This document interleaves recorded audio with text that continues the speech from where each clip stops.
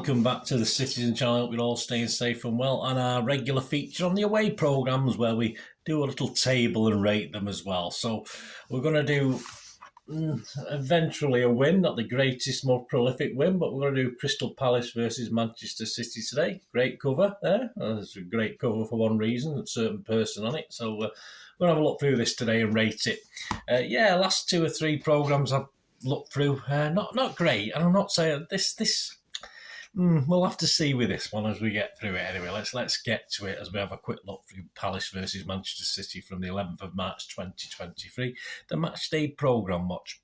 Please, if you are new to the channel, push that subscribe button, push the bell notifications. Everything's City, of course. Lots of different ideas and vlogs I put together on Manchester City, but I can come up with a lot of history stuff, as you know, as well as this modern day up-to-date stuff. So please join me. And if you are pushing buttons, if you can press that little, not subscribe button, you've already done that hopefully, the little like button. Yeah, I'm trying to get about 25 likes if I can. It's proving a hard target. I've done it once or twice, but you can get me up to that 25 likes certainly for these vlogs, which perhaps sometimes not as popular as some of the other vlogs, the programme watch. But anyway, just give us a little time and give us that little thumbs up. That'd be much appreciated. Yeah, Wolves still head the league. Yes, Wolves have got 8 out of 10, are still in first spot on the away match day programme watch, and Spurs are second with 7.5 out of 10, as are some other clubs, but not quite as good as Spurs. You've got West Ham, Leicester and Newcastle. So let's see how Palace do. It's nice to see, as we saw there, Bernardo on the cover. That's great. Not many clubs put City players on the cover. Obviously, the Bristol City programme, with it being a special one, if you like, with it being an FA Cup and a biggish game for that club, did feature certain City players. But it's very rare to see it, certainly on a Premier League programme. So it's nice to see Bernardo on the front with James McArthur, isn't it? And of course, one of the older statesmen at Palace. They've got a lot of young players, but he's one of the older ones, so he's on the cover. It's £3.50 for a compact 76 pages, but that's nicely priced because there's only 12 pages. I could make out around about 12 pages of ads and promotion, so that's only about 16%, which is quite a low proportion. So apart from the obvious with Palace, you get the manager, you get the captain, you get the chairman, not my greatest bloke I like, to be honest with you, but you get him and the women and the under-23s and all that sort of stuff. Anything quirky? Well, MacArthur is the main article, and he's obviously returning from an injury at the moment, and at his age he's sort of telling of his worries that it might finish his career, etc, etc. So that's the main article in this, which is great for Palace fans.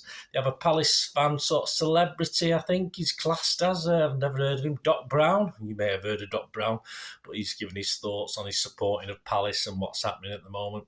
As most clubs are doing in the Premier League, they're doing a special on the 30 years of the Premier League, of course, which we celebrate this season, and they've got an A to Z up to the letter S.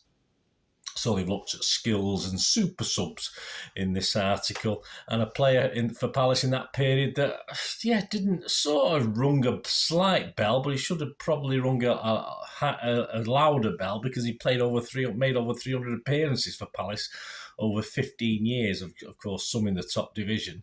A keeper called Julian Speroni. There you go. You might remember him better than I do. And with him being a keeper as well, I should have known a little bit better about him. Historian Ian King looks back on their 12-13 season, Premier League season.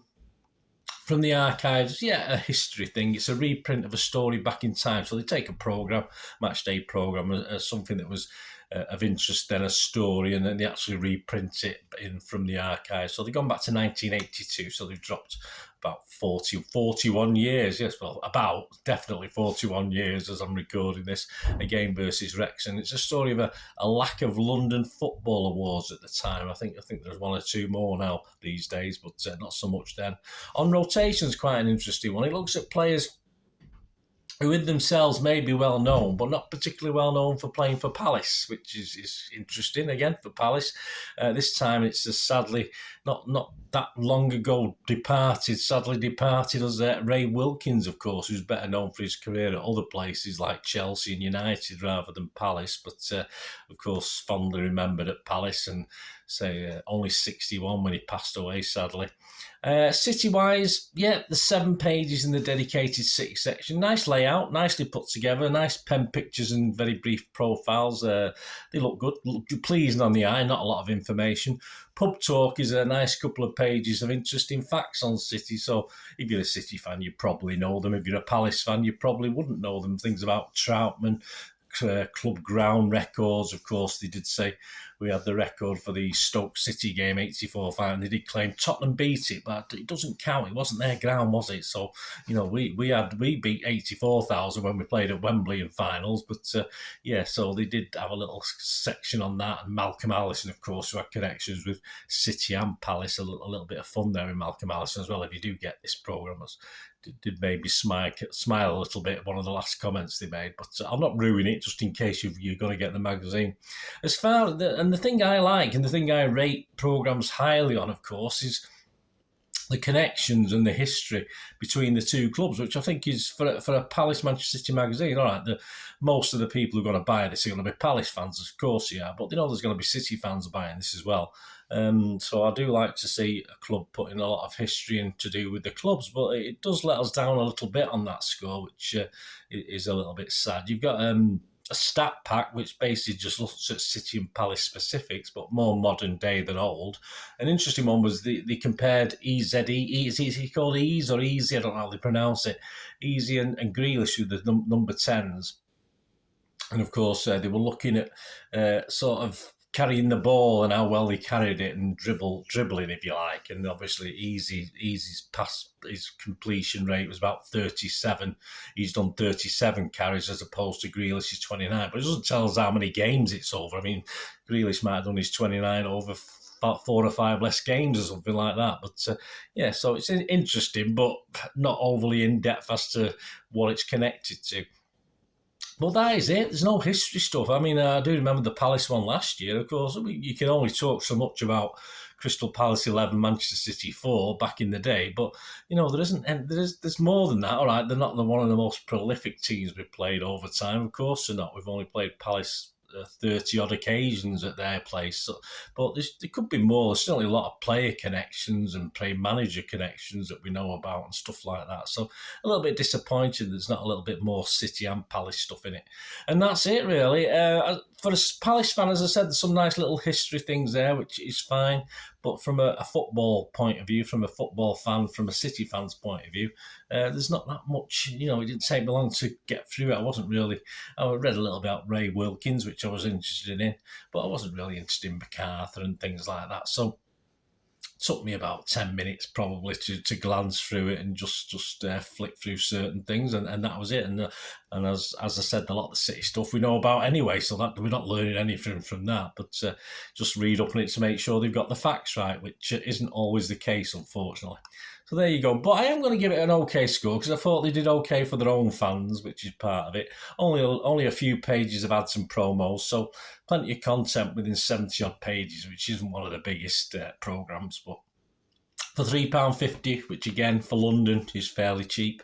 I thought they did all right. So I'm going to give it a 6.5 out of 10, which is enough to put it on its own. There's no other magazine or programme has got 6.5 out of 10 yet. So that was enough to put it into 8th spot. So there you go, Palace, a lot higher than your league position at the moment. Anyway, if you're going to buy this, let me know, guys. It is available from the shop. It is available from Crystal Palace shop.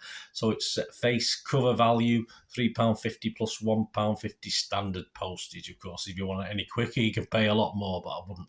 There's not a lot of difference in delivery these days. I mean, if you pay something extra for quicker delivery, you probably just gain a couple of days, but unless you're that desperate to have it, why pay the extra money in this day and age when money's a little bit tight, as we all know? So Wolves stays top of the table, still 8 out of 10. Palace moving to 8th spot on the table. And the next one we will be looking at should be, there's a couple, it could change this, but I don't think it'll actually change as the next away game. I think it might change what day it's going to be played, but of course with Champions League involvement. But the next away programme, hopefully, I don't know, I don't think I'll be getting a ticket for this one. It'll probably go quite reasonably quickly, but depending on if we get through the Champions League and what day it's going to be. But of course it's Southampton away, so that'll be next up. I'm not sure I'll be able to get down there myself, but that'll be the next away programme we're looking at, whether I have to get it from them directly or some other way if I don't get down there myself. So that will be next. Anyway, hope you enjoyed that. Please let me know your thoughts. If you bought this or you got it yourself, did you go to Palace? Did you get the programme? Did you enjoy it more than I did? But yeah, it is okay, but not from a neutral or a City fan's point of view. There's not too much in there. But hey, it's for Palace fans, so that's why I give it a 6.5 out of 10. It was some interesting, different sort of stuff in it as well. Thanks for watching, guys. Please, until we meet again, that's one thing, don't I? Please stay safe, Blues. Come on, City.